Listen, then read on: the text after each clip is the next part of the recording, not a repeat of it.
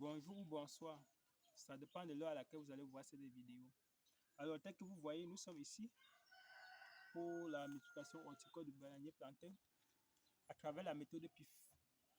Et comme vous le savez, pour le faire, il faut utiliser les rejets baïonnés, les baïonnés costauds comme vous le voyez ici, pour qu'on puisse avoir des résultats, des bons résultats ou des résultats escomptés.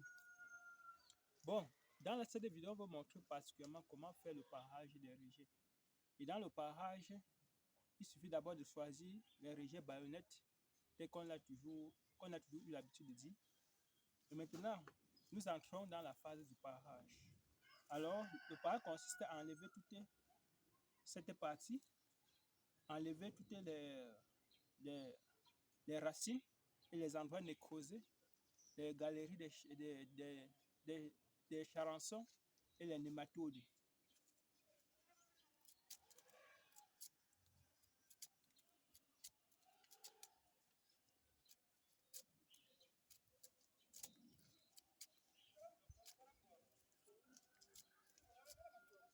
Ça veut dire l'endroit-ci, on doit enlever parce que on a besoin d'avoir les rejets sains.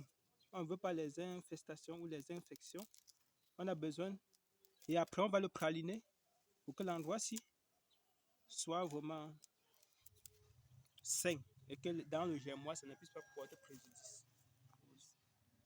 Bon, vous voyez, à ce niveau-ci, là, on peut dire qu'on a fait le parage. Et le parage, et on obtient à la fin une sorte de plateau, tout un rond qu'on appelle de couleur blanche en fait. On obtient toute cette partie blanche qu'on appelle, d'où le nom de parage à blanc. Maintenant, à ce niveau, on continue maintenant avec le décortiquage. Parce que le parage est différent du décortiquage. Et le décortiquage consiste à enlever gaines, feuille par feuille, les gaines foliaires pour repérer le méristème apical qui est celui visé lors de ce processus parce qu'il ne faut pas le rater. Donc, on enlève gaine par gaine les, les, les feuilles, tous les empilements foliaires afin de repérer le méristème apical. Bon, nous commençons.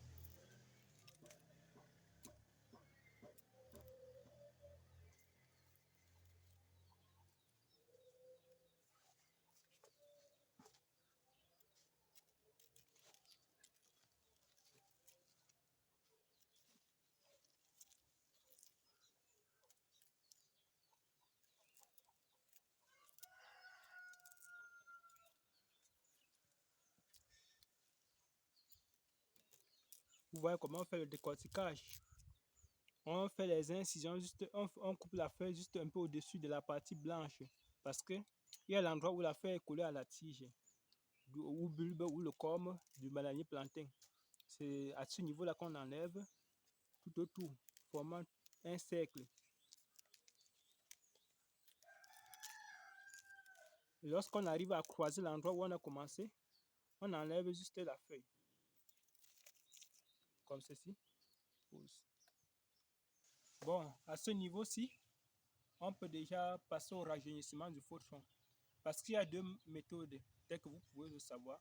On peut juste enlever une à une les gaines foliaires jusqu'à la dernière afin de repérer le méristème apical. Ou bien à ce niveau, on fait ce qu'on appelle le rajeunissement du faux tronc.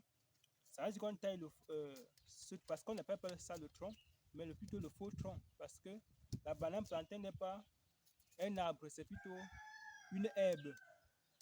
Bon, on passe au rajeunissement du faux tronc. On le fait d'une manière oblique, de peur d'enlever les bourgeons qui sont en dormance.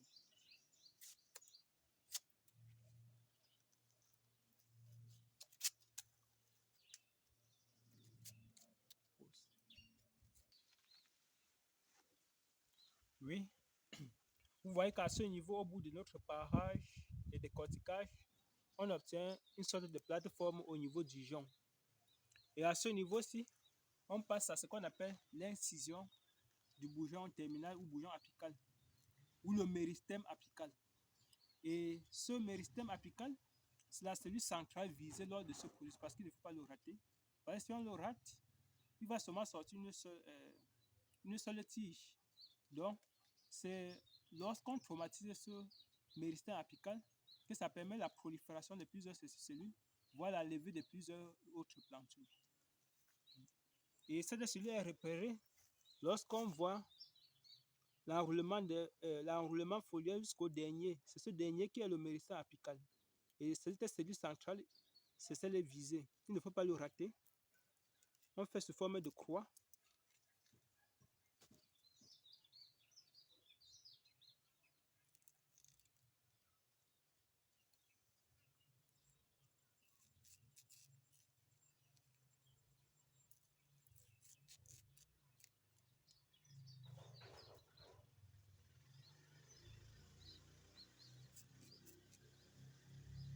Voilà, à ce niveau, on peut déjà dire que nous avons déjà fait le parage et le décortiquage.